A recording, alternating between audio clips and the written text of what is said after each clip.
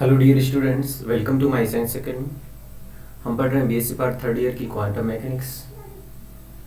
और last time हमने देखा एक विमीय आयताकार विभव प्राचीर के बारे में। और आज का हमारा टॉपिक है कि जो लास्ट हमारे पास इक्वेशन आई थी एक विमीय आयताकार विभव प्राचीर, उससे हम रिफ्लेक्शन और ट्रांसमिशन कोफिशिएंट की गणना कैसे करते हैं और इसमें जो ट्यूनल इफेक्ट है वो कैसे लागू होता है। तो स्टार्ट करते हैं। तो देखिए, लास्ट टाइम जो लास्ट लेक्चर में हमने इक्वेशन ए और बी के लिए इक्वेशन निकाली थी। तो जो लास्ट टाइम इक्वेशन आई थी मेरे पास, वो आई थी equal to E0/4 exponential I K one ए अपन में आई K one dot K to, मजला ब्रैकेट छोटा ब्रैकेट के वन प्लस के टू का square exponential K two A plus के two plus I K one A square exponential minus K two A. Equation 1। समीकरण 1 के द्वारा पारगमन जो गुणांक है t इक्वल टू होगा E0 अपॉन ए इंटू E0 स्टार अपॉन में E0 स्टार। अब जो E0 अपॉन में ए की वैल्यू अगर हम कैलकुलेट करते हैं तो ये आती है 4 आई K one dot K two exponential minus I K one upon में माइनस के टू का स्क्वायर प्लस के वन का square plus 2 I K one dot K two exponential K two A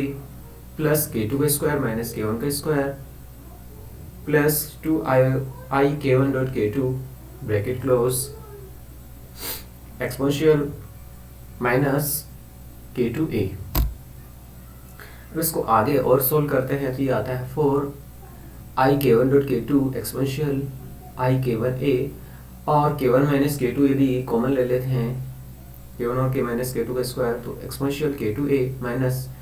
exponential minus K two A plus 2 I K one dot K two exponential K two A plus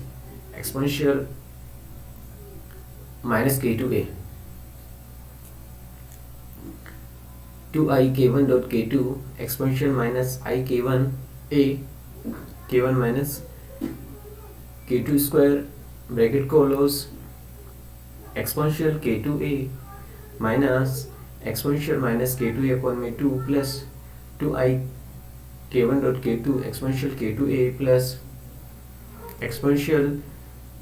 minus K two A upon में 2 E0/a equal to 2 I K one dot K two exponential minus I K one A upon में K one का square minus K two का square sine H K two A plus 2 I K one dot K two cos H K two A. Equation आ जाती है 1। अब जो A0 का star अपन में A0 का स्टार की वैल्यू लें तो जो A0 की वैल्यू आई थी उसको हम नेगेटिव कर देते हैं। तो अब यहाँ देख सकते हैं जो लास्ट टाइम जो मेरे पास इक्वेशन थी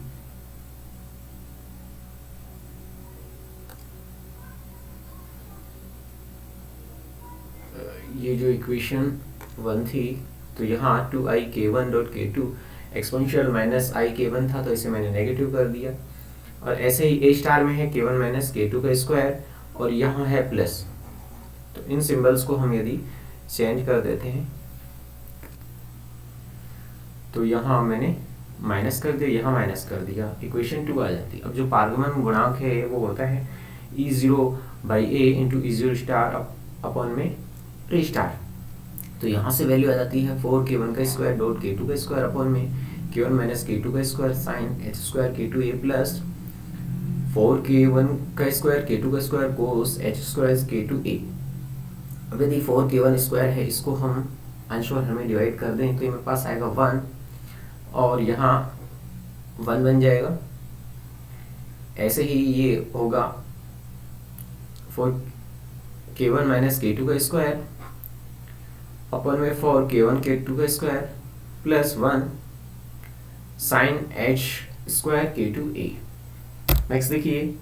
आगे इसको और हम लिख सकते हैं 1 और जो 4 के वन के टू का स्क्वायर है इसको इसके अंश के रूप में ले लें, सॉरी हर के रूप में ले लें तो 1 प्लस के वन माइनस के टू का स्क्वायर और ये हर के रूप में आ जाएगा 4 के वन प्लस के टू का square sine H square K two ए। और यदि के वन और के टू के मान हम टी जो पारगमन गुणांक है उसमें रखें तो क्या आता है मान 1 1 प्लस वी जीरो का स्क्वायर अपन में 4e V zero minus E sine H square bracket close root 2m V zero minus E upon में H cross into A equation आ जाती है थर्ड। अब देखिए ये जो थर्ड इक्वेशन आ जाती है, इसके बाद यहाँ हमने ये देखा कि जो विभव प्राचीर में पारगमन की जो प्रायिकता है वो परिमित होती है, यानी कि इसकी वैल्यू शून्य नहीं होती है। और जो विभव प्राचीर होती है उसमें जो प्राचीर की मोटाई a है वो घटती जाती है, वही अतः प्रलय ज्या के रूप में होती है, जो इसके जो कोणांक होता है उसके साथ ये घटती है। यानी कि जब E0 is less than V0 होती है तो x इज ग्रेटर देन 1 होगा, उसमें उस कंडीशन में कणों के पहुंचने की कुछ ना कुछ प्रायिकता रहती है। लेकिन जो चिरसम्मत यांत्रिकी है उसके अनुसार जब x is greater than a होता है तो कोई भी कण है जो विभव प्राचीर में पहुंच नहीं पाएगा, और क्वांटम यांत्रिकी में जो ये इफेक्ट होता है उसे हम सुरंग प्रभाव ट्यूनल इफेक्ट कहते हैं। नेक्स्ट हम कैलकुलेट करते हैं परावर्तन गुणांक के लिए। देखिए परावर्तन गुणांक R इक्वल टू होता है V स्टार अपन में A स्टार। सबसे पहले V अपन A की गणना कर लेते हैं, तो ये आता है K1 प्लस K1 का स्क्वायर प्लस K2 का square exponential K2A minus exponential minus K2A K1 minus K2 square exponential K2A minus exponential minus K2A plus 2i K1 dot K2 exponential K2A plus exponential minus K2A 2K1 plus K2 का square sine h K2A 2K1 minus K2 का square sine h K2A plus 4i K1 dot K2 cos h K2A K1 plus K2 का square K1 minus K2 का square plus 2i K1 dot K2 cot h K2A B star upon में A star equal to K1 का square plus K2 का square K1 minus K2 का square minus 2i K1 dot K2 cot h K2A। यहाँ से हम जो परावर्तन गुणांक है R की गणना कर सकते हैं, ये दोनों वैल्यू पुट करके। तो ये होगा K1 का स्क्वायर K2 का स्क्वायर और इसका होल स्क्वायर अपन में K1 माइनस K2 का whole square plus 4i K1 का स्क्वायर K2 का square cot h square K2A equation आ जाती है 4। अब यहाँ से कि जो प्राचीर है उसको कण भेद पाता है, तो ये जो कण है उसकी तरंगीय प्रकृति के कारण ही होता है। और इसमें हमने ये भी देखा कि जो चरघातीय आयाम है वो इसमें न्यून होता है, इक्वेशन में आप देख सकते हैं फॉर्म। तो विभव प्राचीन के जो वेधन का गुण, जिसमें प्राचीर में जो वेधन है वो परिमित होता है,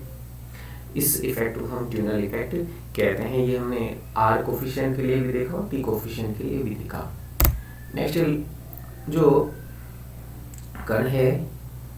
उसके संग जो तरंग फलन होता है वो इस तरह से हम दिखा सकते हैं। जो प्रथम क्षेत्र है ये द्वितीय क्षेत्र है। प्रथम क्षेत्र में जब x इज लेस देन 0 है और जो विभव प्राचीर होती है वो x0 से x1 के बीच में होता है, और तृतीय क्षेत्र जिसमें x is greater than a होता है, जिसमें जो विभव का मान v इक्वल टू 0 होता है यहाँ। तो इसमें जैसे जैसे देख सकते हैं आप, यहाँ कण की जो अतिपरवलयिक ज्या है वो यहाँ यूं देख सकते हैं, और फिर ये यहाँ से बढ़ता है, यहाँ तक यूं घटता जाता है, यहाँ से x0 से xa तक, यहाँ के बाद यहाँ तक घटता है, इसके बाद ये फिर बढ़ता है। Thanks for watching the video.